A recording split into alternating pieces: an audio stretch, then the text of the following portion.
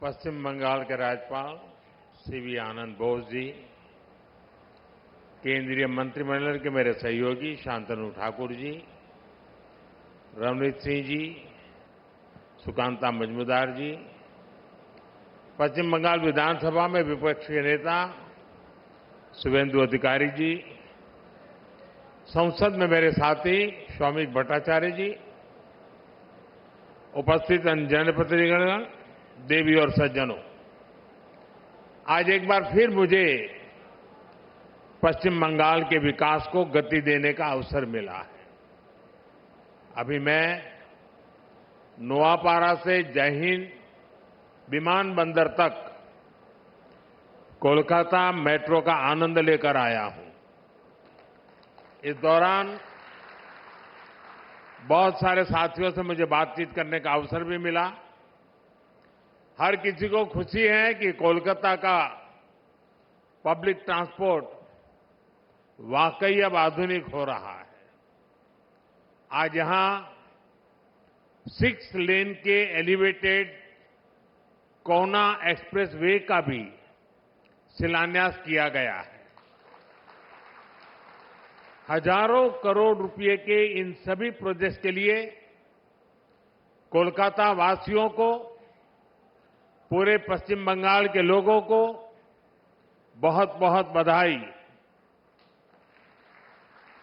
साथियों, कोलकाता जैसे हमारे शहर भारत के इतिहास और हमारे भविष्य दोनों की समृद्ध पहचान है।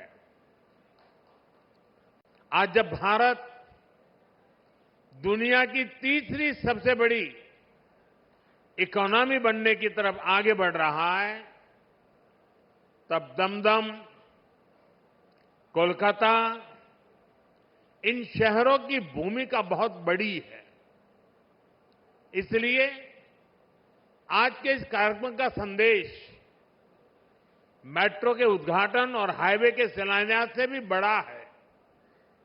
ये आयोजन इस बात का प्रमाण है कि आज का भारत अपने शहरों का कैसे कायाकल्प कर रहा है। आज भारत के शहरों में ग्रीन मोबिलिटी के प्रयास हो रहे हैं। इलेक्ट्रिक चार्जिंग पॉइंट्स और इलेक्ट्रिक बसों की संख्या लगातार बढ़ाई जा रही है। वेस्ट टू वेल्थ, शहर से निकले कचरे से बिजली बनाने के प्रयास हो रहे हैं। मेट्रो की सुविधा बढ़ रही है। मेट्रो नेटवर्क का विस्तार हो रहा है। आज हर कोई ये सुनकर गर्व करता है कि दुनिया का तीसरा सबसे बड़ा मेट्रो नेटवर्क अब भारत में है। 2014 से पहले देश में सिर्फ 250 किलोमीटर ही मेट्रो रूट था।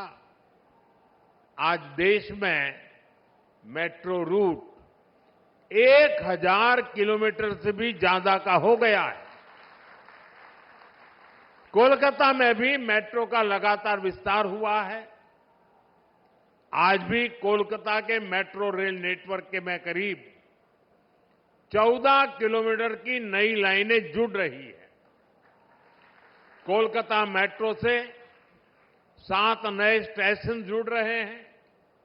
ये सारे काम कोलकाता के लोगों की ईज ऑफ लिविंग को बढ़ाने वाले हैं, ईज ऑफ ट्रैवल को बढ़ाने वाले हैं।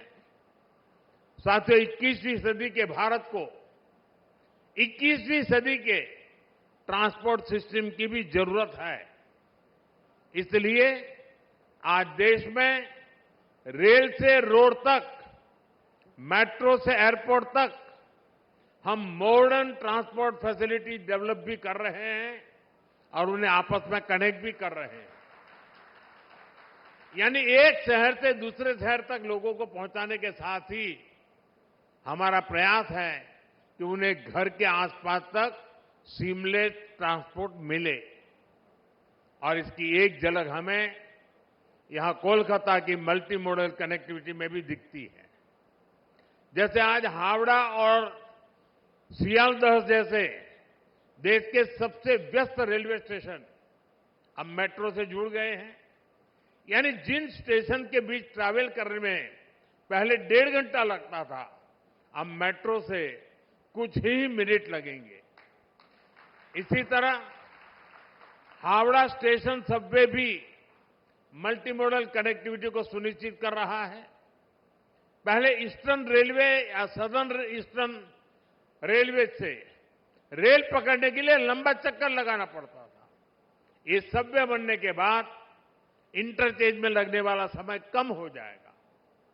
आज से कोलकाता एयरपोर्ट भी मेट्रो से जुड़ गया है। यानी अब शहर के दूर दूर के हिस्सों से एयरपोर्ट पहुंचना आसान हो जाएगा। साथियों, भारत सरकार पश्चिम बंगाल के विकास के लिए हर संभव प्रयास कर रही है।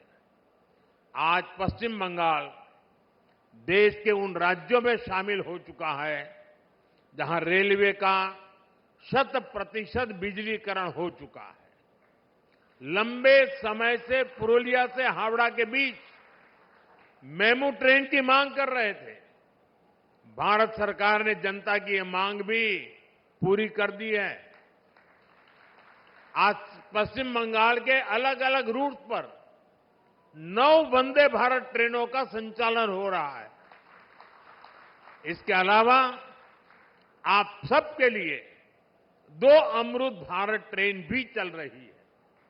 साथियों, बीते 11 साल में यहां भारत सरकार द्वारा अनेक बड़े हाईवे प्रोजेक्ट पूरे किए गए।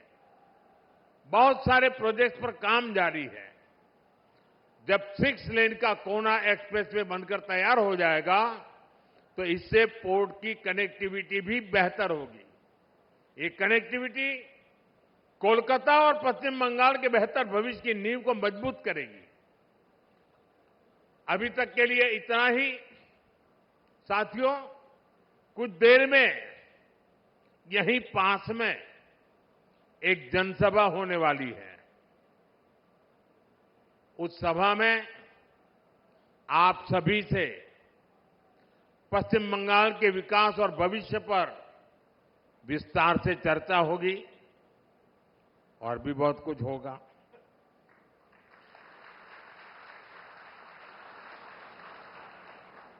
तो वहां बहुत लोग इंतजार कर रहे हैं। मैं यहां मेरी वाणी को विराम देता हूं। आप सभी को बहुत बहुत शुभकामनाएं। धन्यवाद।